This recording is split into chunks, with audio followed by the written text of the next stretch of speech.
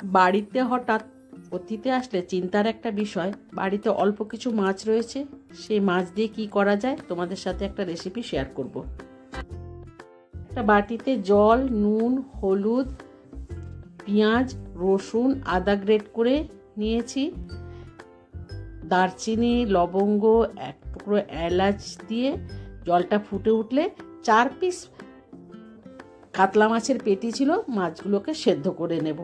কিছুক্ষণ ফুটিয়ে নিয়ে নামিয়ে নিলাম। মাছগুলো তুলে নেওয়ার পর এর মধ্যে যে কাঁটাগুলো আছে কাঁটাগুলো বেছে নেব। এইভাবে অল্প মাছ দিয়ে পরিবারের সবাইকে খাইয়ে নিজেও খুশি হবেন, পরিবারের সবাইকেই খুশি করতে পারবেন। মাছগুলো আস্তে আস্তে চটকে সমস্ত কাঁটাগুলো বের করে নেব। এরপর কুচনো পেঁয়াজ, আদা, রসুন বাটা, কাঁচা লঙ্কা, নুন দিয়ে বেশ ভালো করে মাখতে হবে। আদা রসুনের বাটাটা একটু কম মনে হলো, আমি আরেকটু দিয়ে দিলাম।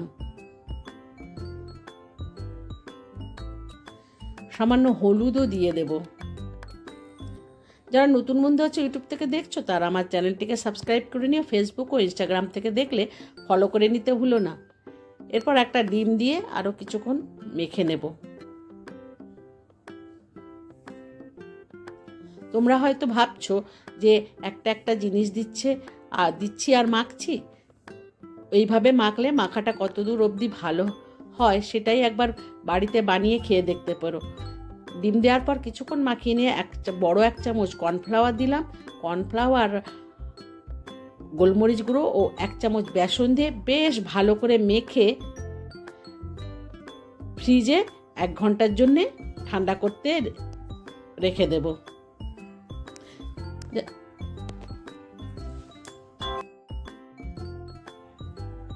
ঘন্টাখানেক পর ফিরে এসে কড়াই বসিয়ে পরিমাণ মতো সর্ষের তেল দিয়ে তেল গরম হয়ে আসলে খুন্তি দিয়ে নেড়ে চেড়ে নিয়ে ফিশ বলগুলোকে গড়ে নেব। এখানে আমি চ্যাপটা মতো গড়েছি, গোল আকারে গড়িনি, চ্যাপটা চ্যাপটা মতো করে গড়ে নিয়েছি। যারা নতুন বন্ধু আছে ইউটিউব থেকে দেখছো তারা আমার চ্যানেলটিকে সাবস্ক্রাইব করে নিও। ফেসবুক ও ইনস্টাগ্রাম থেকে দেখলে ফলো করে নিতে ভুলো না। সমস্ত পকোড়াগুলোকে ভেজে দেখো লাল করে ভাজা হয়ে গেছে। এরপর আমি ওগুলো তুলে নেব। এইভাবে সমস্তগুলোকেই ভেজে নেব। যে তেল ছিল ওই তেলের মধ্যে জিরে, তেজপাতা ফোড়নে দিয়ে দেব। একটু নেড়ে চেড়ে নিয়ে কুচনো পেঁয়াজ দিয়ে দেব।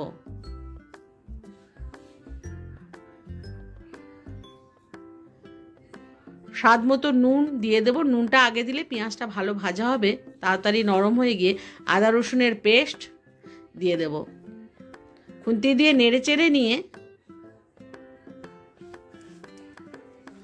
হলুদ ও লঙ্কার গুঁড়ো দিয়ে দেব। এই সময় গ্যাসের ফ্লেমটা কমিয়ে দেব।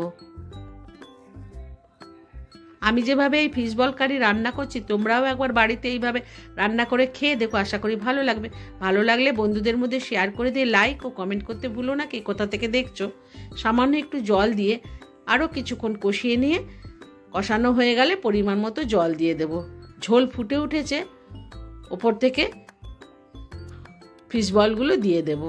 পর খুন্তি দিয়ে নেড়ে চেড়ে একটু সময় ফুটতে দেব। এইভাবে একবার বাড়িতে বানিয়ে খেয়ে ভালো লাগলে কমেন্ট বক্সে জানাতে ভুলো না এবং চ্যানেলটাকেও সাবস্ক্রাইব করতে ভুলো না।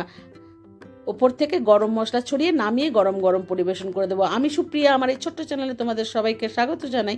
আশা করি সবাই সুস্থ আছো, ভালো আছো। পরবর্তী রেসিপি দেখার জন্য আমন্ত্রণ রইল। ধন্যবাদ।